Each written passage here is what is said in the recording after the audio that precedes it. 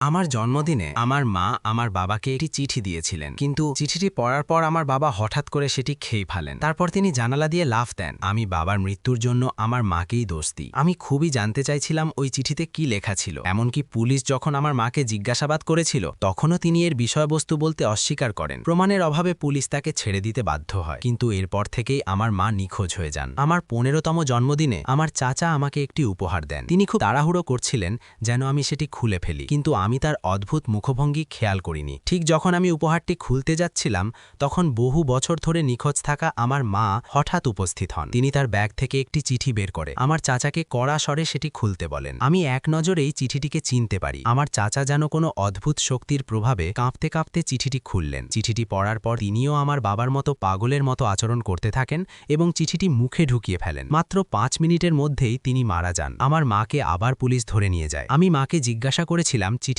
কি লেখা ছিল, কিন্তু তিনি তখনও কিছু বলেননি। চলে আসার সময় হঠাৎ মা আমার হাত ধরে বলেন, কাউকে বিশ্বাস করো না। পরবর্তী 5 বছর আমি প্রায়ই মায়ের সাথে দেখা করতে যেতাম। আমি আশা করতাম একদিন তিনি সেই চিঠির রহস্য বলবেন, কিন্তু প্রতিবারই তিনি নীরব থাকতেন। একদিন আমি তাকে বললাম আমি শিগগিরই বাগদান করতে যাচ্ছি। এটা শুনে মায়ের আচরণ হঠাৎ বদলে যায়। তিনি দৌড়ে এসে চিৎকার করে বলেন যেন আমি বাগদান না করি এবং বলেন বিয়ে করা খুবই বিপজ্জনক। কিন্তু আমি কিছুই বুঝতে পারিনি। 3 দিন পর আমি তবুও আমার বয়ফ্রেন্ডের সাথে বাগদান অনুষ্ঠানের আয়োজন করি, কিন্তু অনুষ্ঠানে পৌঁছানোর পর দেখি সবার মুখভঙ্গি অদ্ভুত। কেউ কেউ আবার ফিসফিস করে কথা বলছে। আমি ভেবেছিলাম হয়তো আমি বেশি ভাবছি। ঠিক তখন আমার ফিয়ান্সে আমাকে একটি উপহারের বাক্স দেয়। আমি লক্ষ্য করলাম এটি সেই একই ধরনের বাক্স যা আগে আমার চাচা দিয়েছিলেন, আর সেও আমাকে তাড়াতাড়ি খুলতে বলছিল। চারপাশের মানুষজনও আমার দিকে তাকিয়েছিল। হঠাৎ আমার মা আবার হাজির হন। সবাই খুব অবাক হয়ে যায়। মা একটি চিঠি বের করে আমার ফিয়ান্সের হাতে দিতে যান।